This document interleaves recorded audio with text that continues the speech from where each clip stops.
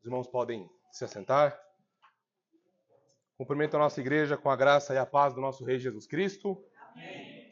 Alegria, meus irmãos, nessa santa e bendita convocação, santo ajuntamento do povo da aliança, momento maravilhoso em que nos reunimos para aprendermos mais um pouco da palavra do nosso Deus, louvarmos o seu santo nome e crescermos em consolo por meio das Escrituras.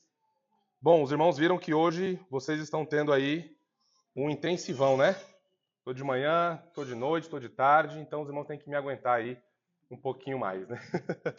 E, irmãos, hoje à noite nós vamos meditar numa porção que está em Tiago, capítulo 1, versos 22 a 27. Tiago, capítulo 1, versos 22 a 27.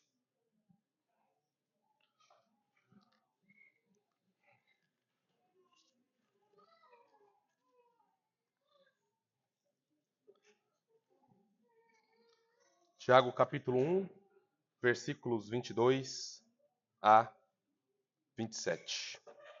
Diz assim a Escritura: Tornai-vos, pois, praticantes da palavra, e não somente ouvintes, enganando-vos a vós mesmos. Porque, se alguém é ouvinte da palavra e não praticante, assemelha-se ao homem que contempla num espelho o seu rosto natural, pois a si mesmo se contempla e se retira, e para logo se esquece de como era a sua aparência. Mas aquele que considera atentamente na lei perfeita, lei da liberdade, e nela persevera, não sendo ouvinte negligente, mas operoso praticante, esse será bem-aventurado no que realizar. Se alguém supõe ser religioso, deixando de refrear a língua, antes, enganando o próprio coração, a sua religião é vã. A religião pura e sem mácula para com o nosso Deus e Pai é esta: visitar os órfãos e as viúvas nas suas tribulações, e a si mesmo guardar-se incontaminado do mundo. Até aí, meus irmãos, vamos ao nosso Deus mais uma vez em oração. Pai Santo, nessa hora, uma vez mais, rogamos ao Senhor que receba a adoração através da exposição da Tua palavra, Senhor, que o Teu Filho Jesus seja exaltado, receba honra, glória e domínio, poder, majestade e domínio, sabedoria e poder e toda a glória, ó Deus.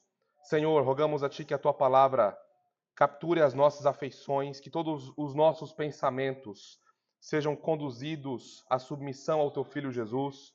Senhor, por favor, ajude-nos nessa hora em compreendermos a Tua palavra, a fim de que possamos, Senhor, sermos praticantes operosos da Tua palavra e não ouvintes negligentes. Senhor, por favor, nós dependemos da Tua graça nessa hora, pois nós mesmos não podemos mudar a disposição do nosso coração, nós mesmos não podemos produzir arrependimento em nós. Nós nos humilhamos, Senhor, e prostrados, imploramos pela ação da Tua graça soberana sobre nós nessa hora. Senhor, também uma vez mais colocamos as nossas crianças e pequenos diante de Ti, a fim de que, mais uma vez, pelo poder sobrenatural e sem igual do Teu Espírito, os coraçõezinhos dos nossos pequenos continuem a ser preparados para aquele bendito e santo encontro, ó Pai, onde eles verão o Teu Filho Jesus, majestoso, pronto a recebê-los, pronto a perdoá-los e a justificá-los somente pela graça. E é no Teu Filho, Pai Santo, que nós repousamos e descansamos. Amém e amém. Meus irmãos, pensem no seguinte cenário: diagnóstico médico ignorado. E o cenário é esse. Pense que você, homem, por insistência de sua esposa, depois de santos jejuns e orações, um milagre acontece. Você decide ir ao médico.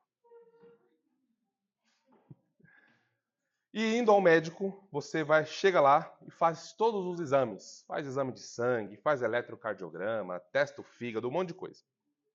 E aí o médico, portanto, depois dos resultados dos exames, o médico chama você para a consulta, para ajudá-lo a ler aqueles exames que nós não conseguimos ler, que você não consegue ler. Portanto, o médico com firmeza diz a você, sem rodeios: o seu coração está em risco. Há muita gordura obstruindo suas artérias. Se você não mudar sua alimentação hoje, agora, a partir desse momento, e começar a se exercitar, você não viverá mais de 2 anos. Essa é a palavra do médico. Seca, dura e objetiva. Bom, pense agora, você, esse homem, escuta atentamente o que ele diz. Até treme por um breve momento. Puxa, 2 anos de vida apenas? Não, então peraí, deixa eu fazer alguma coisa. E aí você vai lá na Livraria Cultura, né?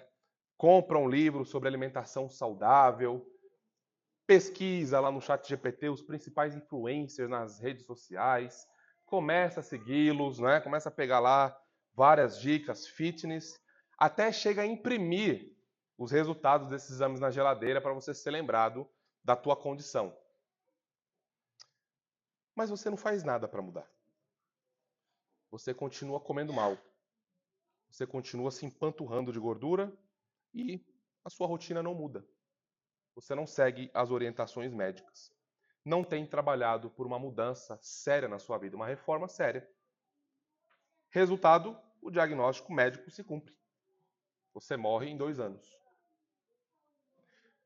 Assim é, também, de maneira semelhante, todos aqueles que ouvem a Escritura, todos aqueles que ouvem a voz de Deus na Escritura, mas se negam a praticar. É exatamente dessa forma.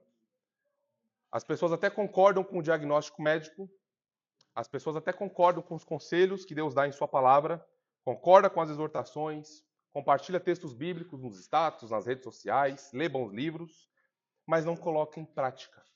E o resultado é este. Em 2 anos ou até menos, morte na certa. O que nós precisamos considerar nessa noite, meus irmãos, à luz do texto que nós temos, que trabalharemos, é que a palavra aplicada, ela protege, ela alegra e ela confirma. E aqui nós temos já os 3 pontos do nosso sermão. O título do sermão dessa noite é Os benefícios de praticar a palavra de Deus. Os benefícios de praticar a palavra de Deus. E a nossa afirmação teológica é a seguinte: os cristãos devem praticar a palavra de Deus.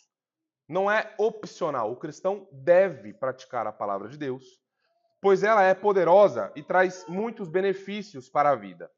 No texto que lemos, nós compartilharemos e aprenderemos e veremos 3 benefícios de praticar a palavra de Deus. O primeiro benefício, portanto, é segurança, versículo 22. O segundo benefício é felicidade, versos 23 a 25. O terceiro benefício é a confirmação da fé, versos 26 e 27. A palavra-chave para as nossas crianças pesquisarem nessa semana é prática ou praticar. Tá bem? Prática ou praticar. Vamos ao primeiro ponto do nosso sermão. O primeiro benefício é segurança. Versículo 22. Vamos lá ler mais uma vez o versículo 22. E a palavra do nosso Deus diz assim: tornai-vos, pois, praticantes da palavra, e não somente ouvintes, enganando-vos a vós mesmos. Bom, nós estamos diante de um texto apostólico escrito por Tiago, o principal líder da igreja em Jerusalém no primeiro século, aquele que presidiu aquele grandioso e glorioso concílio em Jerusalém. Ele escreve a sua carta, né, sua epístola, para o seu rebanho que se dispersou após a morte de Estevão. Grande alvoroço, né, em Jerusalém, grande perseguição aos cristãos. Então, depois da morte de Estevão, os cristãos que estavam se reunindo ali, eles se espalham pelo mundo. Eles vão para a Fenícia, eles vão para Chipre, eles vão para Antioquia. E Tiago, portanto, é o líder desse povo, é o pastor desse povo, e ele escreve, então, a esses irmãos que estão dispersos, não é, pelo mundo. E esses irmãos, eles precisavam ser lembrados de verdades fundamentais da fé, sendo a prática da palavra de Deus uma delas, pois os muitos pecados que estavam assolando essa comunidade cristã, não é, se dava principalmente porque a palavra de Deus não era colocada em prática. Então a gente tem pecados lá de descontrole da língua, maledicência, não é? Aquela ilustração clássica que Tiago diz, né? Que a língua é como uma pequena fagulha de fogo que basta uma pequena faísca que incendeia toda uma floresta. Nós temos aquelas ilustrações clássicas também. Pode de uma fonte jorrar água doce, boa para edificação, e água salgada, água ruim, água amaldiçoada para a destruição dos outros, não é? É em Tiago também que nós vemos pecado de acepção de pessoas sendo cometido, né? Aqueles que são mais, que têm mais dinheiro, eles recebiam benefícios, eles sentavam nos primeiros lugares, eles tinham sempre preeminência nas coisas na igreja local. Então, diversos pecados estavam assolando aquela comunidade, mas o principal ponto que fazia com que todas essas coisas acontecessem no seio da igreja, no chão da igreja, é porque a palavra de Deus não era colocada em prática. Então eles ouviam, eles sabiam, eles conheciam, mas eles não praticavam. E essa era o grande ponto, o grande pecado dessa igreja, era porque a palavra de Deus não era colocada em prática. Eles eram bons ouvintes, mas eles não eram bons praticantes. Então o ponto da carta de Tiago, central, é exatamente esse. Não é? Esses irmãos, portanto, precisavam ser lembrados de verdades fundamentais. E qual a verdade mais fundamental para a nossa fé, senão a de que nós devemos aplicar as Escrituras em nossas vidas? Então, logo no primeiro capítulo, nesses versos que nós lemos, Tiago já começa assim, dizendo: tornai-vos. E essa palavrinha aqui, esse tornai-vos, é um imperativo. Significa que nós, enquanto crentes, iguais os irmãos do primeiro século, devemos, e eles também deveriam, e eles assim o fizeram, assumir um determinado estado, uma determinada condição. Então, esse tornai-vos aqui é uma ideia de que nós precisamos assumir uma determinada condição. Isso é imperativo. Não há uma possibilidade de, não, mas será que não dá? Será que não tem uma outra opção? Não, é tornai-vos. Façam. E aí a gente vai para o verbo seguinte, praticantes. Tornai-vos, pois, praticantes da palavra. Essa outra palavrinha aqui é muito importante, porque passa a ideia de alguém que é um executivo. Sabe, um diretor executivo que recebe lá e vai lá e faz. Aquela pessoa que coloca em prática. Ele é bom, as outras pessoas são muito boas em dar ideias, condições, caminhos, mas elas são ruins em aplicar. Esse aqui vai lá e aplica. É o executivo, é o que faz as coisas. Então, a ideia de praticar aqui é a ideia de ser um executor, um feitor, alguém que está trabalhando para fazer alguma atividade. É um trabalho de praticar, de executar, de colocar a palavra de Deus em prática, aplicando aquilo que se ouve na vida. Essa é a ideia do tornai-vos praticantes, não é? Não é um trabalho preguiçoso, não é um trabalho relaxado, sabe como a gente fala? Não é um trabalho assim empurrando com a barriga, né? Que a gente fala, essa ideia eu faço, não sei o quê. Não, é um trabalho diligente. É um trabalho de um executivo. É um trabalho de alguém que está atento, não é? Se esforçando de maneira diligente para colocar isso em prática.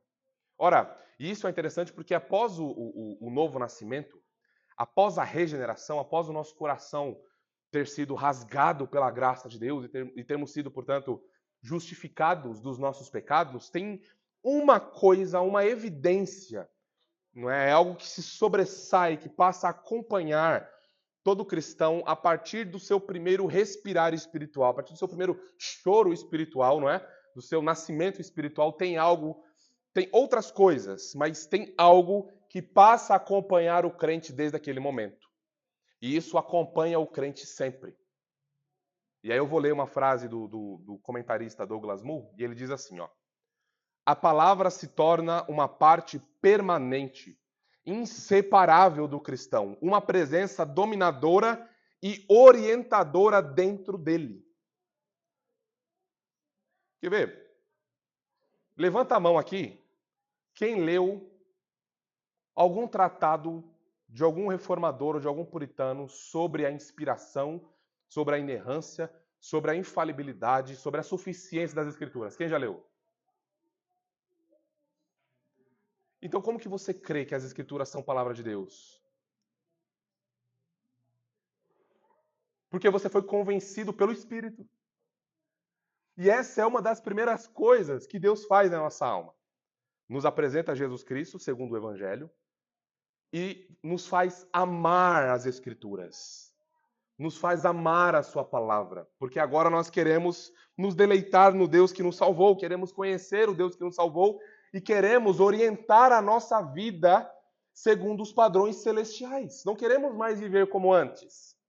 Não queremos mais viver como mortos em delitos e pecados. Não queremos mais tomar decisões tolas. Não queremos mais desagradar o nosso Deus. O nosso coração foi capturado pelo amor da graça celestial do Deus Trino. E aí é por isso que as Escrituras agora, elas se tornam algo inseparável e permanente. Ela é a nossa espada, ela é o nosso escudo, ela é o nosso capacete, ela é a nossa vestimenta. Ela é o nosso guia, ela é a lâmpada para os nossos pés, luz para o nosso caminho.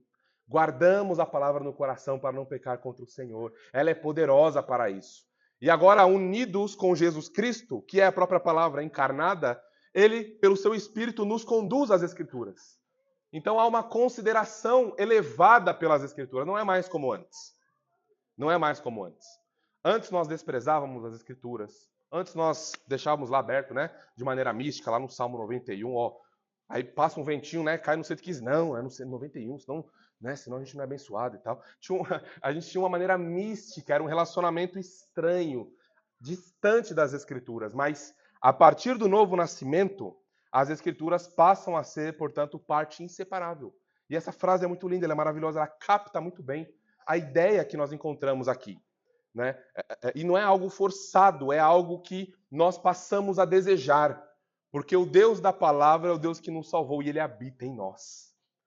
Isso é maravilhoso. João Calvino, por exemplo, comentou nesse texto, ele disse assim, ó, o praticante da palavra é aquele que de coração abraça a palavra de Deus com sua vida e com a sua vida testifica que naquilo que realmente crê. Então nós falamos que as Escrituras são palavras de Deus, então agora nós amamos a palavra de Deus. Mas não só falamos que amamos. A nossa caminhada testifica de que as Escrituras, esse livro bendito e glorioso, é palavra de Deus. Como? Pela autoridade que ele, Deus, tem nas nossas vidas por meio das Escrituras. Por isso que Tiago chama a atenção do seu povo. Tornai-vos praticantes da palavra. E não somente ouvintes. Não é como os pagãos o são.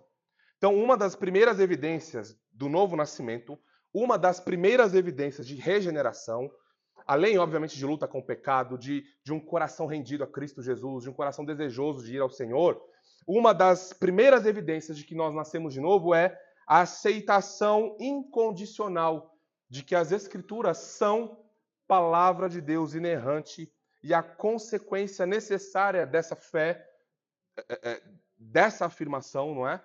É que nós a aplicamos em nossas vidas. Nós temos interesse nelas. Nós não somos mais desinteressados da palavra de Deus, pois o próprio Deus da palavra habita em nossas almas. Então, quando não se crê que a palavra de Deus é verdadeira ou que ela seja verdadeira, não há nenhum esforço para aplicá-la na vida. Esse é um ponto importante da gente considerar. Quando nós não consideramos a palavra de Deus como verdadeira, como sendo palavra de Deus, não há nenhum esforço para aplicá-la na vida, não há nenhum esforço para lê-la, não há nenhum esforço para orientar a vida à luz delas, das Escrituras, pois ela não merece consideração. É um livro como qualquer outro. É só a gente sair na rua aqui e conversar com qualquer um que não seja cristão e perguntar o que ela pensa sobre a Bíblia. Ela vai, um livro religioso, é um livro como qualquer outro. Por quê? Porque ela ainda não foi despertada, não teve o seu coração iluminado, né? Ela não passou das trevas para a luz, porque essa é a evidência primária. O que é dito quando nós desprezamos as Escrituras sem usar palavras, quando nós não vamos às Escrituras para aplicar em nossas vidas, para considerar as nossas almas a partir delas, nós estamos dizendo algo. Nós estamos dizendo que esse livro não é digno de consideração. Nós estamos dizendo que Deus não nos fala por meio da Escritura. Quando nós rejeitamos a Escritura, é isso que nós estamos dizendo. Então notem que alguém que foi regenerado é alguém que considerará as Escrituras e as terá em alta estima em sua vida, porque são palavras de Deus. Veja, por exemplo, João 14, 21. Aquele que tem os meus mandamentos e os guarda, palavras do Senhor Jesus. Aquele que tem os meus mandamentos e os guarda, esse é o que me ama. E aquele que me ama será amado por meu Pai, e eu também o amarei e me manifestarei a ele. Percebem? Depois o João vai desenvolver isso lá em 1 João. dizendo que os mandamentos de Deus não são penosos, não é? Eles são leves para aqueles que nasceram de novo.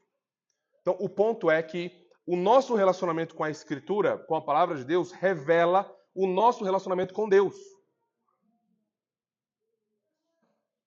Entendam bem isso, irmãos. A maneira como nós nos relacionamos com a palavra de Deus é a maneira como nós nos relacionamos com Deus. Então, se eu estou ouvindo constantemente conselhos, orientações, exortações, e eu não tenho estima por isso no aspecto de ser praticante, de me tornar praticante, de conformar a minha vida àquilo, alguma coisa está acontecendo. Eu estou comunicando que o bom pastor não é o meu pastor. Eu estou comunicando que as doces vozes, a doce voz e os doces conselhos do Senhor Jesus não são para mim. Isso é muito sério. E notem que isso não é negociado. Isso não pode ser negociado. O nosso amor pelo Senhor é medido pelo nosso interesse pelas Escrituras. Pois não há outro lugar em que Deus se revela. Se nós queremos conhecer ao Senhor, devemos ir às Escrituras. Se nós queremos conhecer o bom coração de Jesus Cristo, devemos ir às Escrituras. Se nós queremos conformar o nosso pensamento e ser moldados segundo o Evangelho, é para as Escrituras que nós vamos. Se nós queremos ter as nossas afeições, os nossos sentimentos santificados, temos domínio próprio, é às Escrituras que nós vamos. Mas quando nós não fazemos esse movimento, nós estamos dizendo que o céu não é nosso. Nós estamos dizendo que a Jerusalém Celestial não é nossa. Nós estamos dizendo que Jesus não é o nosso Redentor. Nós estamos dizendo que nós não nascemos de novo. E nós estamos comunicando que nós ainda estamos mortos em delitos e pecados. Percebe como isso é sério? E se a gente for cavando mais fundo, a gente vai indo cada vez mais fundo nisso. Então notem, irmãos. Aquele que ama o Senhor, guarda a sua palavra, pratica a sua palavra. E essa pessoa tem segurança. Como nós vimos, esse é o primeiro ponto, né? Mas segurança de quê? Vamos lá para o texto mais uma vez, ó. Tornai-vos, pois, praticantes da palavra, e não somente ouvintes, enganando-vos a vós mesmos. Então, aquele que é praticante da palavra, que não é meramente ouvinte, ele está livre, seguro de engano. E qual é o engano? O engano do próprio coração. A gente, indo mais longe, vai cair em outros enganos, enganos dos falsos mestres. Inclusive, essa palavra engano aqui é a mesma que aparece lá em Colossenses, né? Mostrando que os falsos mestres querem enganar, nos enredar e tudo mais. Então, mas esse engano aqui não é, veja lá, ó, enganando-vos a vós mesmos. É nós mesmos nos enganando. É o nosso próprio coração enganando a nós mesmos. A primeira fonte de engano aqui, para aqueles que só ouvem a palavra, é o próprio coração. E essa palavra engano aqui significa enganar de maneira hábil, de maneira habilidosa.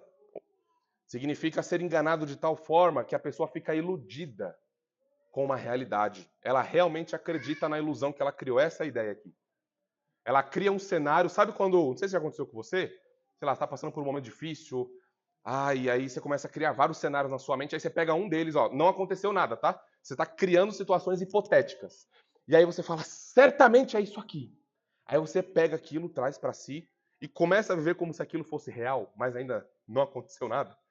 É mais ou menos isso. Você passa a guiar a sua vida com base em uma ilusão, com base em uma hipótese que não é real, que ainda não aconteceu, não se confirmou.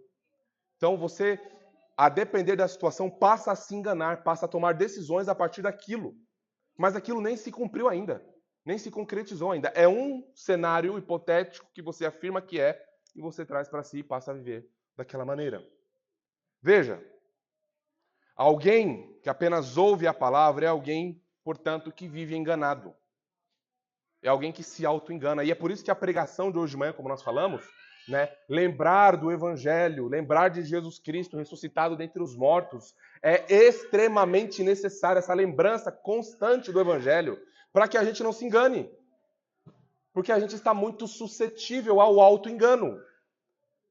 Não vamos nem dar o próximo passo no engano dos falsos mestres, né? Um falso mestre sagaz. Mas o nosso próprio coração pode estar nos enganando. Nós podemos estar criando realidades e cenários que não são verdadeiros. E a pergunta é, se eu não estou constantemente indo às Escrituras, indo à palavra, aprendendo do bom pastor, como é que eu sei que eu não estou sendo enganado? Eu não tenho condições de dizer isso. E aí, esse engano se dá em relação à fé. Eu penso que tenho uma fé quando eu não tenho. Eu estou enganado em relação à minha fé. Eu estou enganado em relação à minha vida. Eu estou enganado em relação ao meu destino eterno. Irmãos, isso aqui é muito sério. Isso aqui é seríssimo. Nós podemos nos auto-enganar de tal maneira. Lembra? Deixa eu dar um exemplo para vocês. Um exemplo muito, muito sério. Ali em Mateus, capítulo 7, nos versos 13 a 23, tem um momento da segunda vinda que o Senhor descreve o que vai acontecer. E tem algumas pessoas que olharão para o Senhor Jesus e dirão: Senhor, Senhor. Ó, elas têm uma confissão de fé boa. Senhor, Senhor. Elas estão repetindo: Kyrios, Kyrios. Elas estão afirmando que o Senhor Jesus, elas estão dizendo que o Senhor Jesus é alguém íntimo delas, que elas estão dizendo que elas conhecem o Senhor. Senhor, Senhor, aí vem as obras, né? A justiça própria, demonstrando que elas não conhecem Jesus coisa nenhuma. Mas Senhor, olha, nós fizemos milagres, nós expulsamos demônios, fizemos curas e maravilhas. Jesus Cristo, irmãos, esse para mim é o texto mais aterrorizante das Escrituras. Jesus Cristo vira para elas e diz assim: apartai-vos de mim, pois não vos conheço. Apartai-vos de mim, eu não vos conheço.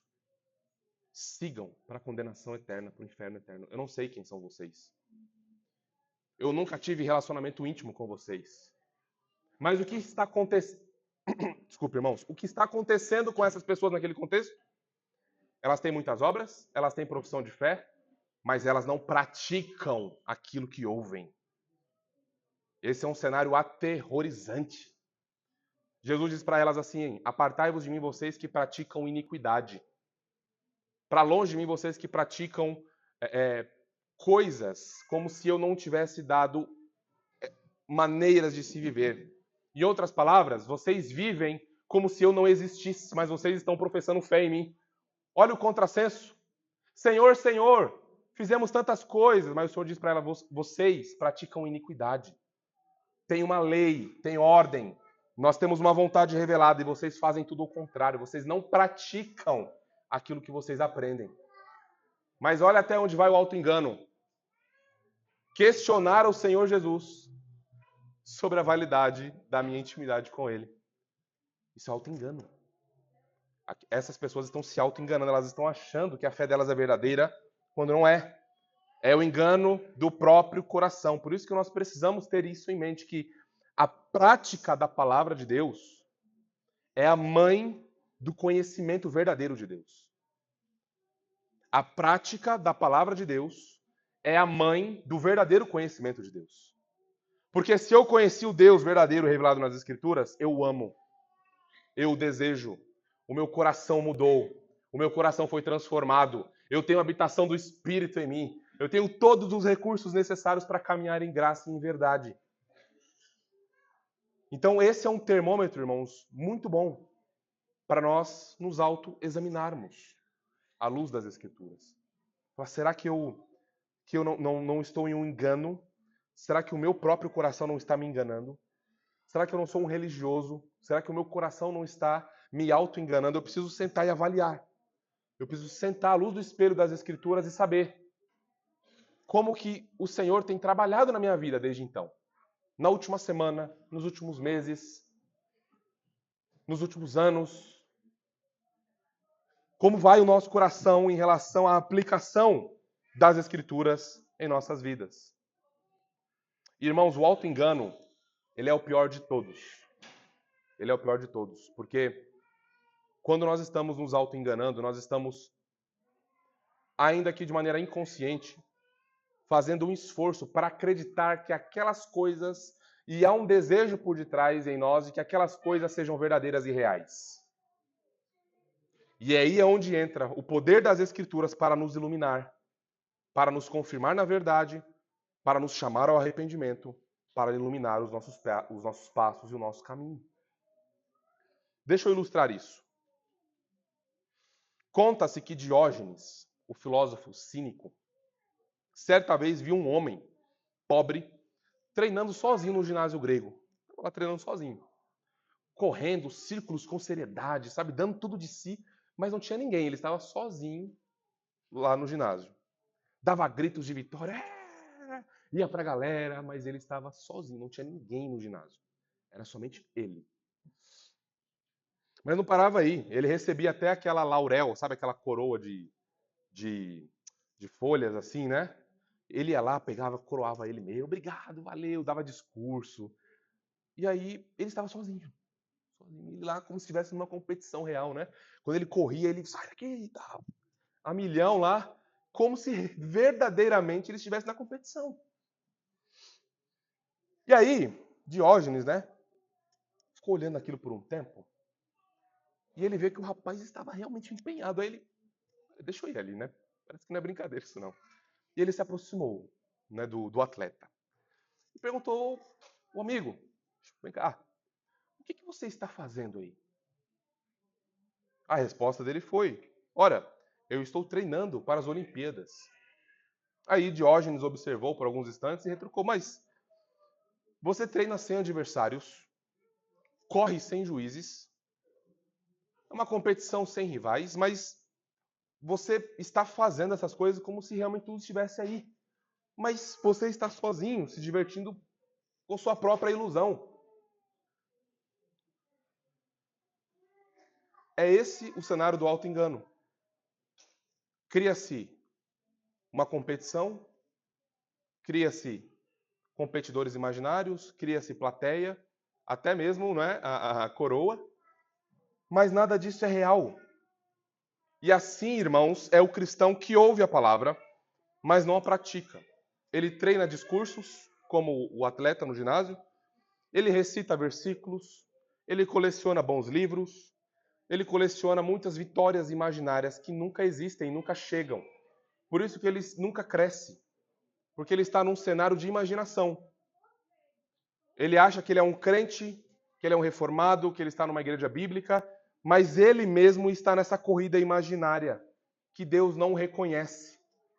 Ele cria um cenário em sua mente como se ele fosse verdadeiramente um crente, mas aí é onde vem, portanto, a luz da Escritura e pergunta: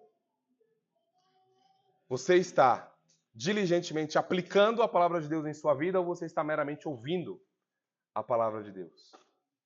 Se a resposta for, eu estou apenas ouvindo a palavra de Deus, nós somos exatamente como esse corredor no ginásio. Nós ouvimos, ouvimos, ouvimos, ouvimos, ouvimos, ouvimos, mas não há nenhum esforço, nenhuma diligência, nenhum trabalho sério desses ouvintes em aplicar a Escritura.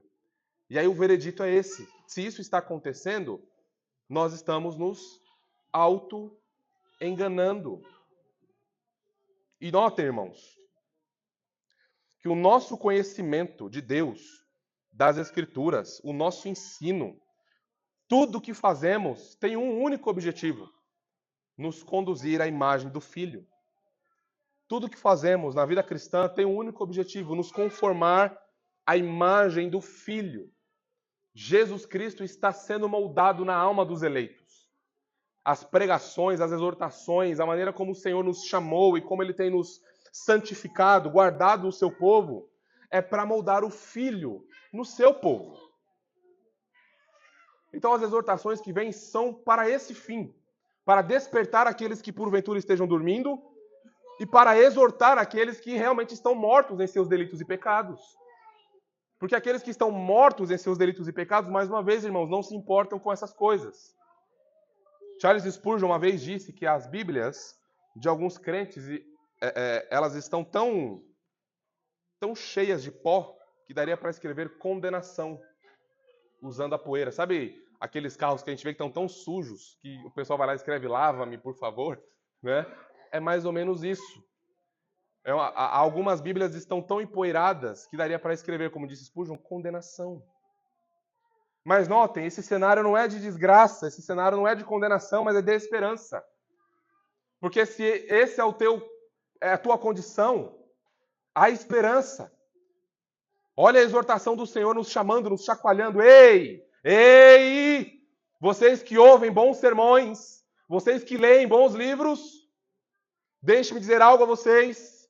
Vocês que apenas ouvem e não praticam, é hora de vocês despertarem do sono profundo. Pois ainda não é tempo de juízo, não é tempo de condenação. Ainda é possível ir a Jesus Cristo em arrependimento e fé e graça, e seremos aceitos e perdoados e purificados, santificados e fortalecidos. Mas nós não podemos, irmãos, não podemos permanecer no auto-engano.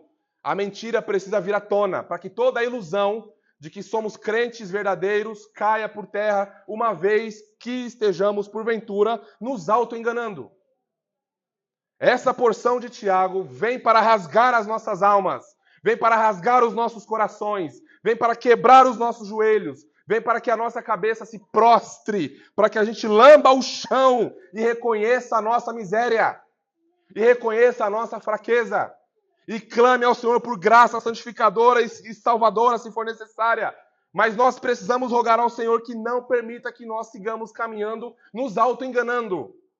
A luz da Escritura deve iluminar as nossas almas, a minha alma e a sua alma. Irmãos, nós não podemos dormir aqui. Não podemos brincar aqui. Aqui é coisa séria. Estamos falando do nosso destino eterno. Jesus Cristo é o Rei das nossas almas, o amamos ou não. Qual é o nosso relacionamento com a Escritura? Como amamos a Escritura? Como tratamos a Deus por meio do nosso tratamento em relação à Escritura? Precisamos, irmãos, considerar isso seriamente.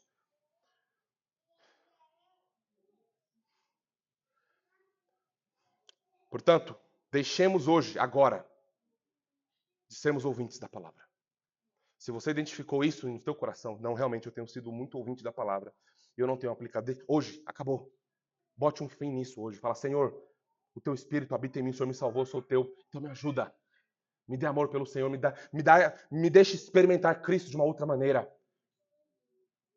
Aviva o meu paladar, a minha fé, para que eu me apegue no teu Filho e seja um exímio praticante da palavra. Para que nós estejamos seguros do auto-engano. Mas notem, irmãos, além do benefício da segurança, nós temos o benefício da felicidade em aplicar as Escrituras em nossas vidas. Vamos agora para o ponto de número 2. O segundo benefício de sermos praticantes da palavra. O primeiro, qual que é o primeiro benefício? Sermos seguros, né? Segurança, isso. E agora o segundo é felicidade. Vamos considerar os versos 23 a 25.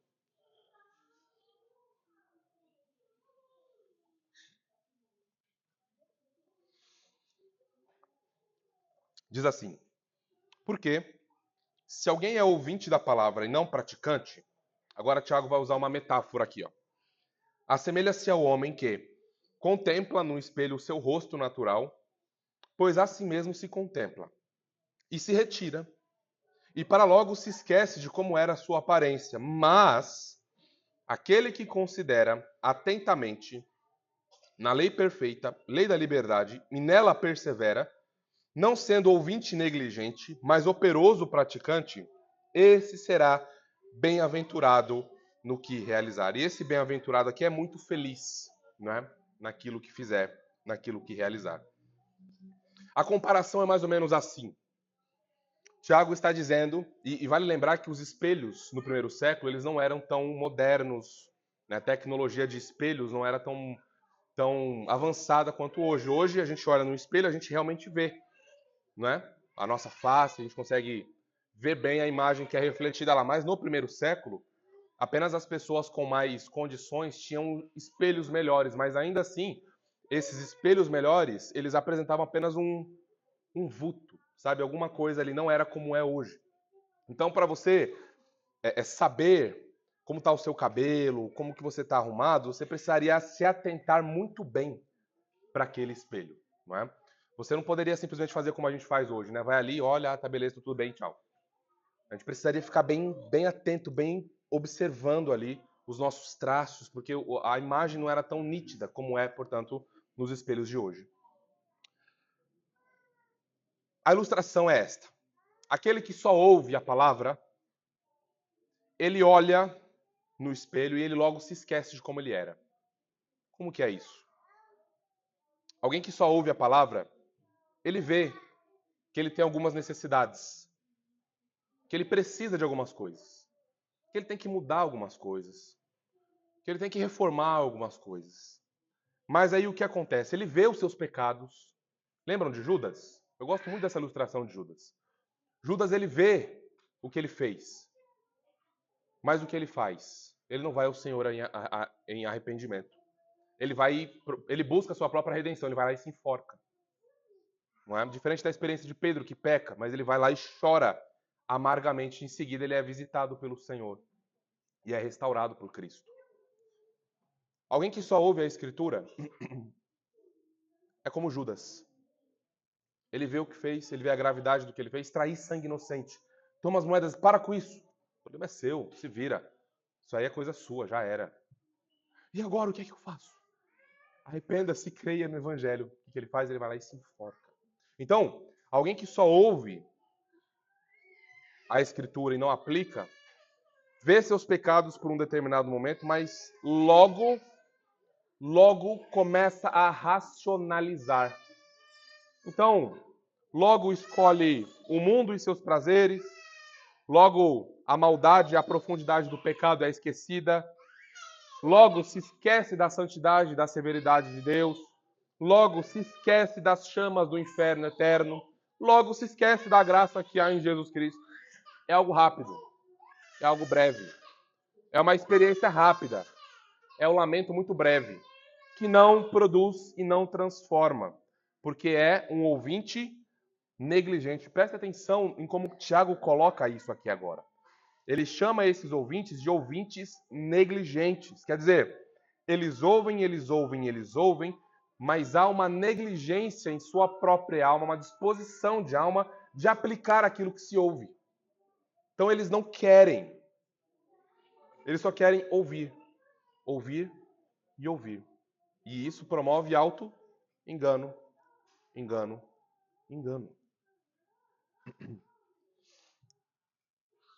Estes ouvintes negligentes estão em oposição àqueles que Tiago chama aqui no texto de operosos praticantes. O que são esses operosos praticantes? São aqueles que trabalham para aplicar o evangelho em suas vidas. Eles trabalham firme.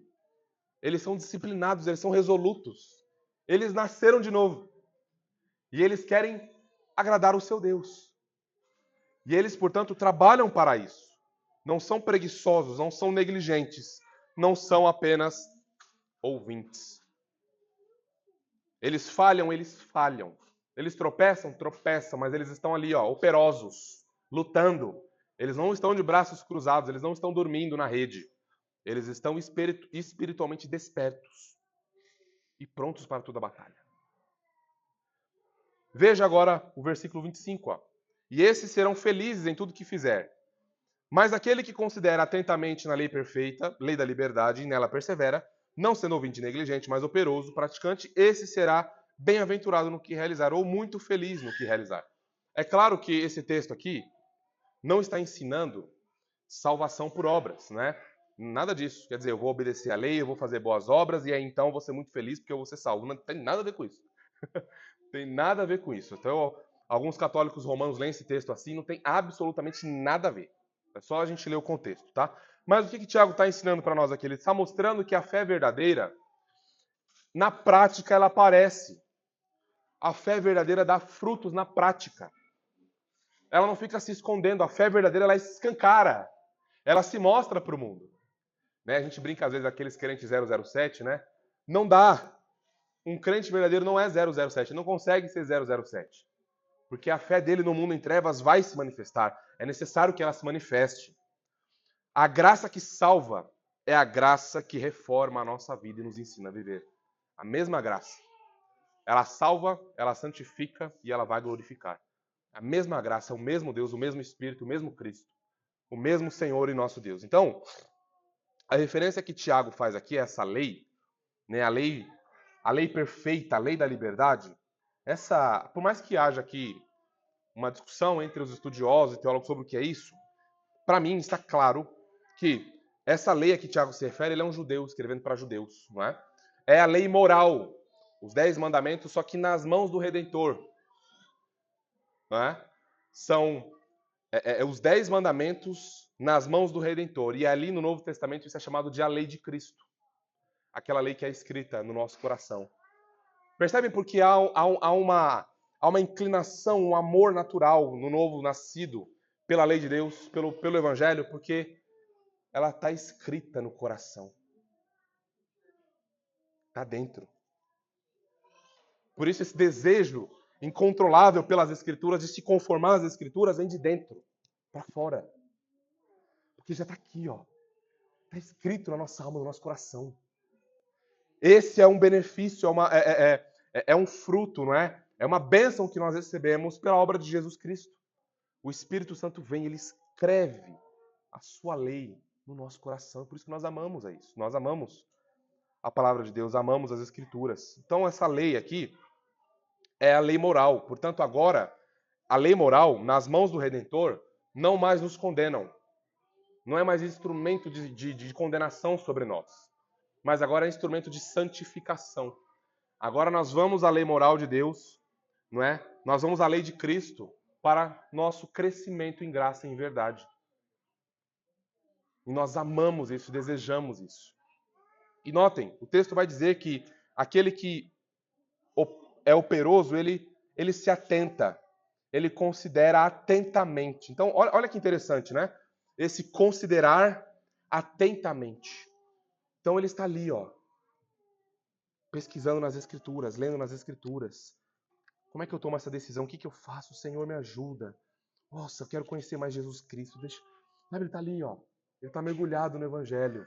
Ele está se perdendo no conhecimento de Deus. Ele está sendo cada vez mais mergulhado no conhecimento de Jesus Cristo, no conhecimento do Deus. E ele está ali, ó. E a sua família vai indo junto, e os seus filhos vão indo junto. E daqui a pouco os vizinhos, as pessoas do trabalho, as pessoas que convivem com a gente começam a perceber a vida fluindo de nós por causa do poder da Escritura, do poder do Evangelho. Mas nós estamos ali, ó, considerando atentamente a palavra de Deus. E nós estamos perseverando nela, ouvindo e aplicando, não sendo ouvintes negligentes. E esse é o deleite principal dos regenerados. Eles se alegram no seu Deus. E eles dizem, eu não tenho bem nenhum no céu e na terra. Eu não tenho nada. Eu só sei que na presença do meu Deus há delícias e alegrias perpetuamente. E eu quero permanecer nele, eu quero aprender dele. Eu estou crescendo no conhecimento dele, isso está me transformando, isso está me moldando, isso está revelando mais Jesus Cristo, isso está mudando as minhas afeições, porque é o poder da palavra operando. Não somos nós, é o poder da Escritura. Por isso que nós temos nesses últimos dias enfatizado, se há uma investida, uma estratégia grande do diabo, é para que você se afaste das Escrituras. É para que você não considere isso na sua vida. Porque aí você fica fácil, fica vulnerável, fica fraco. E aí ele vem para destruir você, para acabar com você. Então notem, aqui é um aspecto de autoexame, mas é um aspecto de guerra também. Para que nós não caiamos nos enganos, na lábia dos falsos mestres, do nosso próprio coração e saibamos o caminho que estamos trilhando, o caminho de vida que conduzirá para a glória de Jesus Cristo e não para a nossa própria glória. Vejam, Salmo 1, de 1 a 4. Bem-aventurado o homem que não anda no conselho dos ímpios. Esse bem-aventurado é como é feliz, né? Como é feliz o homem que não anda segundo o conselho dos ímpios. Não se detém no caminho dos pecadores e nem se assenta na roda dos escarnecedores. Antes, o seu prazer está na lei do Senhor, e na sua lei medita de dia e de noite e de dia, manhã, tarde, noite. Esse é o deleite do regenerado, esse é o deleite do cristão. Irmãos, é um cristianismo água com açúcar aí afora que não enfatiza isso. Você aceita Jesus e acabou. Você é membro da igreja e acabou. 1000 vezes não, irmãos. 1000 vezes não. Se nós não estamos nos deleitando no nosso Deus, em sua palavra, nos perdendo nele, para a glória dele, alguma coisa está errada com a gente. Nós não podemos nos conformar com isso. Não dá. Não podemos nos conformar e continuar frios, apáticos, sem crescimento. Não podemos nos conformar com isso. Nós precisamos nos desesperar. Senhor, a tua lei não é o motivo da minha alegria. Eu não tenho meditado na tua lei dia e noite. Isso não é assunto do meu coração, não é assunto da minha alma. Eu não compartilho o evangelho. A minha família está em frangalho. Senhor, me ajuda, socorro. Não me deixa seguir me auto-enganando. Esse é o clamor de alguém que entendeu o que está acontecendo, a urgência disso. Irmãos, nós precisamos exalar vida, vida do Evangelho, vida da Escritura. E a lei de Deus precisa ser o nosso deleite. Meditar nela dia e noite. Dia e noite, noite e dia. À tarde, no almoço. Usar o nosso tempo disponível para conhecer a Deus. Porque isso é a vida eterna. Conhecer o Deus verdadeiro é Jesus Cristo, quem Ele enviou. E o texto continua. E esse homem ele é como uma árvore plantada junto à corrente de águas que, no devido tempo, dá o seu fruto e cuja folhagem não murcha. E tudo quanto ele faz será bem sucedido. Agora olha o versículo 4 falando dos ouvintes da palavra. Os ímpios não são assim. São, porém, como o vento que a palha dispersa. Eles não têm raízes. Por isso que eles são leves como o vento. Bate um vento, vai para um lado. Bate um outro vento estranho de doutrina, vai para outro. Bate um vento estranho de tentação, está lá. Bate outro, está para lá. Está assim, ó, leve, não tem raiz, não tem profundidade. Mas aquele que ouve a Escritura e pratica a Escritura, dá evidências de que ele nasceu de novo, de que ele pertence ao Senhor e de que ele está enraizado em Jesus Cristo, que é a rocha dos eleitos. Vejam, o Senhor Jesus falando em João 13:17. Ora, se sabeis estas coisas, bem-aventurados sois se as praticardes. Não significa que, então agora vou ser só vitória, não é? Eu não vou ter tristeza, não é esse o ponto. O ponto é que as nossas decisões, a vida, a maneira como o Senhor governa a nossa vida, estará completamente satisfeita nele. Não significa que nós não teremos momentos de frieza, de fraqueza, que nós não vamos passar pelo vale da sombra da morte, não. Mas a diferença de alguém que ouve e pratica a Escritura é que ao passar pelo vale da sombra da morte, ele sabe que ele não está sozinho. Quem está com ele? Salmo 23. O Senhor é o meu pastor, e Ele está comigo no vale da sombra da morte. A vara e o cajado me consolam. Ele me guia a pastos verdejantes, Ele me alimenta. Ele me dá água fresca, Ele me protege dos lobos, ainda que eu esteja passando por dificuldades. O que é isso? É a aplicação da Escritura. É um conhecimento experimental de Deus. Não é só intelectual. É algo que envolve o nosso coração, as nossas afeições.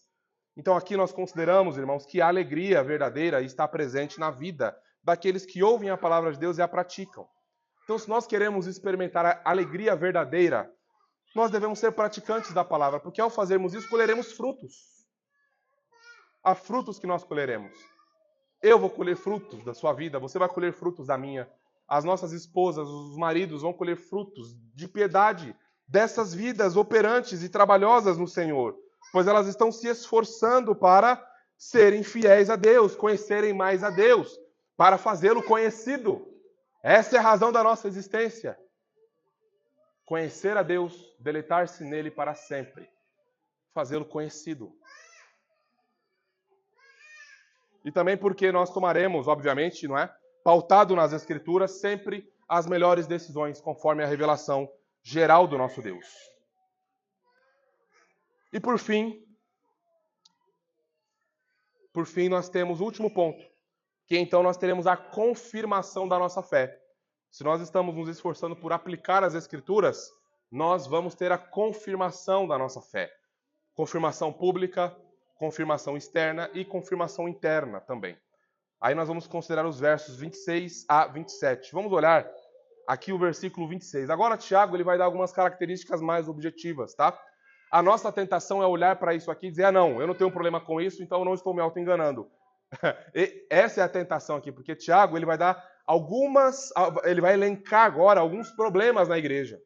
Mas não significa que há pessoas que não tinham problema com isso aqui, que elas não estavam se auto-enganando. O ponto todo é, eu vou exemplificar o que está acontecendo.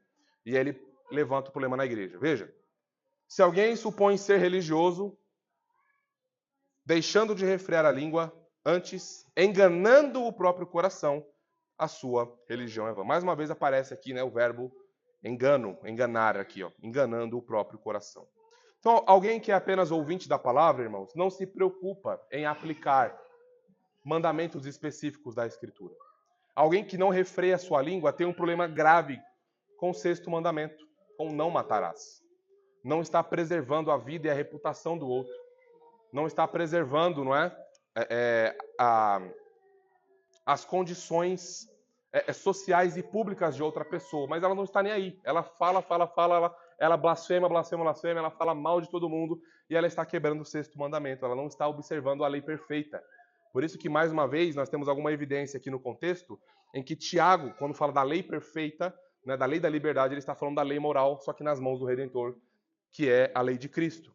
Então aqui, ó, alguém que não refere é inútil, não serve para absolutamente nada.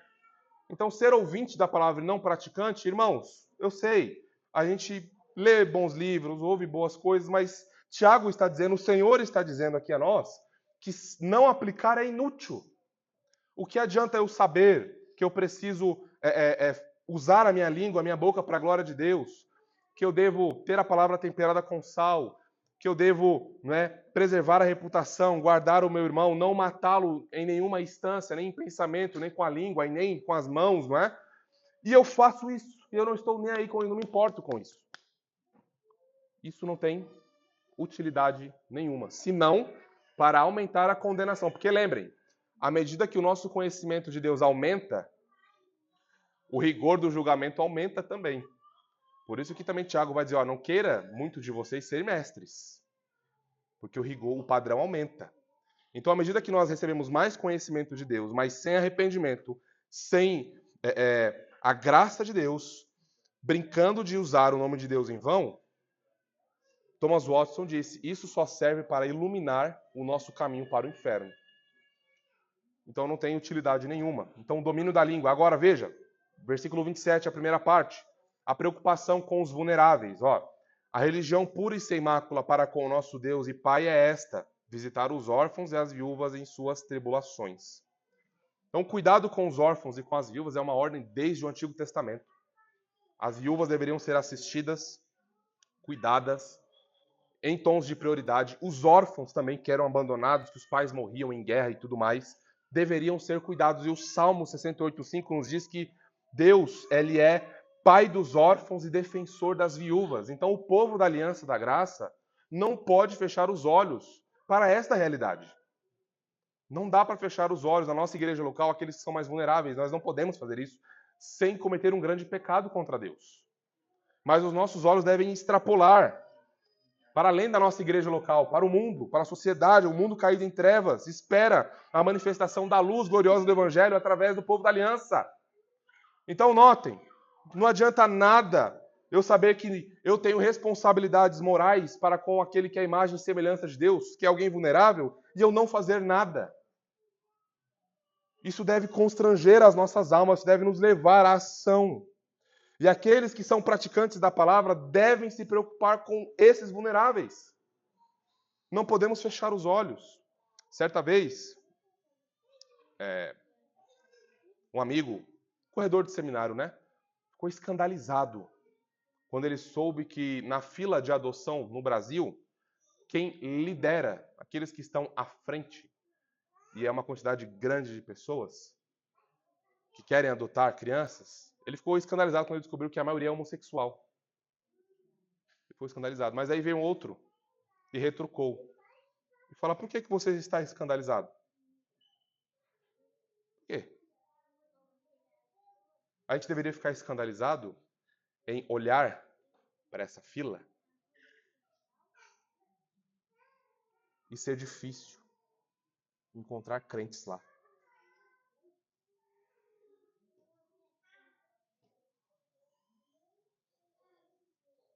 A gente deveria ficar escandalizado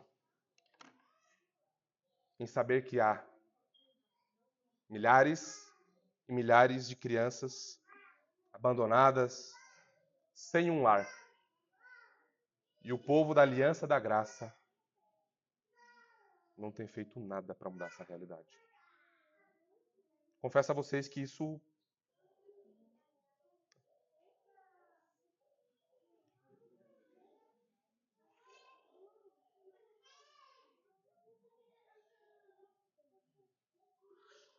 nós temos que olhar para isso, irmãos, e lamentar profundamente.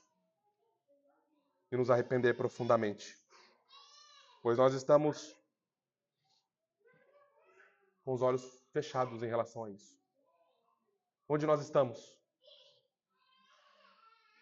Onde nós estamos?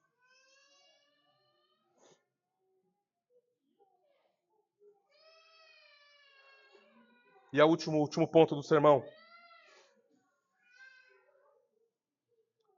Visita e cuida dos órfãos e das viúvas nas suas tribulações, e a si mesmo se guarda incontaminado do mundo. Essa expressão incontaminado do mundo significa, pura e simplesmente, a gente estar não recebendo influência, não tendo comunhão com esses alimentos podres que nos são dados pelo mundo. As filosofias em relação à família, em relação a casamento, em relação a cônjuge, educação de filhos, realidades imorais que nós vemos na internet, essas coisas todas significa que nós nós nos guardamos disso. Veja, guardar-se aqui é preservar a alma dessas coisas. Elas virão a nós de alguma forma, mas nós nos guardamos, nós nos preparamos, porque essas comidas são podres. São lixo. Você come lixo? Você não come lixo. Mas às vezes espiritualmente a gente está comendo lixo. A gente está comendo lixo e quer colher e quer estar com a saúde espiritual ok. Não dá, irmãos. Se a gente for ali comer lixo, revirar lixo, e for comer essas coisas horrorosas, que são descartáveis, não são para comer. Essas coisas estragadas, a gente vai adoecer. A gente vai passar mal. Nosso estômago vai embrulhar, sabe? A gente vai vomitar. A gente não vai ficar bem comendo lixo. Faz mal. De maneira espiritual é igual. Nós estamos o tempo todo nos contaminando com o mundo, sendo bombardeados com essas coisas em rede social, série, novela, essas coisas que o mundo vai produzir por ele mesmo, porque ele é um sistema caído anti-Deus. Ele é anti-evangelho, não é? Ele está em trevas, ele está morto, ele só pode produzir morte, podridão, desgraça, destruição. Então, se nós nos contaminamos com isso, nós somos tolos em esperar que vamos colher bons frutos. Não vamos. Nós vamos adoecer espiritualmente, nós vamos ter depressão espiritual. Nós vamos estagnar, nós vamos fraquejar, nós vamos ficar letárgicos. E vamos virar ouvintes da palavra. E o nosso coração às vezes está tão duro que a gente não consegue ver. Por isso que nós precisamos nos voltar às Escrituras, nos livrar dessas imundícias oferecidas pelo mundo, cujo único objetivo é destruir seu coração, destruir sua família, destruir sua comunhão com Deus. Não se engane, não se engane. Essas podridões que são oferecidas pelo mundo têm esse objetivo: acabar com você. Roubar seu vigor espiritual, acabar com a tua vida, acabar com a tua família, destruir tua esposa, destruir teu coração, acabar com os teus filhos. É isso. Então Tiago fala, irmãos, sejam praticantes da palavra. Rejeitem com todas as suas forças. Guardem-se para vocês não serem contaminados por esses manjares podres do mundo. Irmãos, vamos às nossas considerações finais, já caminhando para o fim do nosso sermão. Bom, nós vimos que nós estamos considerando, os benefícios de praticar a palavra de Deus. Nós vimos que todo cristão, eu e você, todos nós aqui que somos crentes, que afirmamos professar a fé em Jesus, nós devemos praticar a palavra de Deus. E nós vimos que nós temos 3 benefícios em praticar a palavra de Deus nesse texto que vimos. O primeiro é a segurança do auto-engano. O segundo é a felicidade de nós sabermos que nós estamos sendo conduzidos pelo Senhor em tudo que fazemos, através da sua palavra. E o terceiro benefício é a confirmação. As boas obras, a prática da Escritura, ela vem para confirmar a nossa vocação e eleição. Nós não fazemos isso para a gente ficar postando em rede social, para mostrar como a gente é bom, não. A gente faz isso porque essa é a nossa nova natureza. Nós estamos vivos. E por onde passamos, o bom perfume de Cristo, ele é exalado, ele é sentido. Para uns, para arrependimento, para a vida. Para outros, para condenação e para a morte. Mas o bom perfume de Cristo, está sendo exalado, está sendo sentido. Cristo, através do poder do Espírito em nossas vidas, se faz conhecido de alguma forma ao mundo caído em trevas. Então, irmãos, o Senhor hoje, por meio dessa porção da Escritura, chama a todos nós a não sermos apenas ouvintes da palavra, mas praticantes operosos. Ele nos chama à obediência viva, a colocar em prática o que temos ouvido. Lembrem, Jesus não morreu pelos nossos pecados e ressuscitou para a nossa justificação, para que fôssemos apenas ouvintes da palavra. Ele nos chama para um conhecimento mais profundo dele. Ele nos chama para um conhecimento experiencial mais profundo. E ele está disponível, irmãos. Só precisamos ir a ele. Só precisamos ir a ele, nos entregar a ele. Temos as Escrituras, temos os céus abertos através de sua obra, temos a habitação do Espírito em nós. O que é que nos impede de praticarmos a palavra? Levante as dificuldades, coloque os obstáculos, para que nós possamos derrubar cada um deles com uma única palavra: graça. Graça soberana, graça santificadora, graça invencível, graça que traz vida às nossas almas, graça que nos impulsiona, que nos arrasta, que nos leva cada vez mais a Jesus Cristo. Essa é a graça salvadora que nos alcançou e essa é a bendita bênção da vida espiritual fluindo em nossas almas por meio da habitação do Espírito. Então, irmãos, não há nada, derrubemos, acabemos, destruamos todos os obstáculos. E hoje, para a glória do nosso Deus, assumamos um compromisso.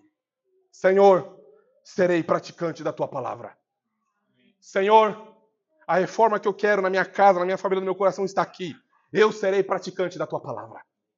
Me arrependo, Senhor. Me arrependo, não quero mais ser ouvinte, não quero mais desprezar o Senhor, não quero mais desprezar a tua palavra, não quero mais desprezar o Evangelho. Serei um operoso praticante da palavra. E eu conto, ó Deus, com a tua graça, pois eu recebi a tua exortação. A tua palavra me rasgou, então, portanto, o Senhor opere em mim, para que eu consiga, não pelas minhas forças, mas pela força do Senhor, ser um operoso praticante da palavra de Deus. Amém, irmãos? Vamos orar? Oremos. Pai justo, te agradecemos mais uma vez, Senhor, pelo privilégio de ouvirmos a tua voz por meio das Escrituras. Senhor, rogamos a ti que glorifique mais a Jesus em nossas vidas, fazendo-nos praticantes operosos de tua palavra. Senhor, é verdade, ó Deus, nós coramos de vergonha ao receber as tuas doces repreensões e exortações. Lamentamos pela falência que há em nossas almas, Senhor, mas também nos alegramos, pois tudo isso demonstra o seu grande amor para conosco, pois o Senhor demonstra que não nos abandonou e que é grande o teu amor para com a tua igreja. Ó Pai gracioso, encha-nos com a tua presença soberana e poder do teu Espírito para que cresçamos nisso e nos arrependamos dos nossos pecados e sejamos verdadeiramente convertidos pelo Senhor. Seja como for, Senhor, faça-nos praticantes da tua palavra. Faça-nos diligentes praticantes da tua palavra e não meros ouvintes. Livra-nos, ó Deus, do alto engano. Por favor, Senhor, tome-nos para si mesmo, para a sua própria glória. Nossa vida é tua, nossa alma é tua, nosso coração é teu. Tudo que temos é teu, Senhor. Então toma em tuas mãos e faça o que o Senhor quiser. Mas, Senhor, por favor, para a glória do teu Filho Jesus, faça-nos praticantes da tua palavra.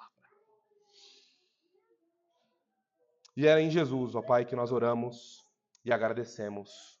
Amém e amém.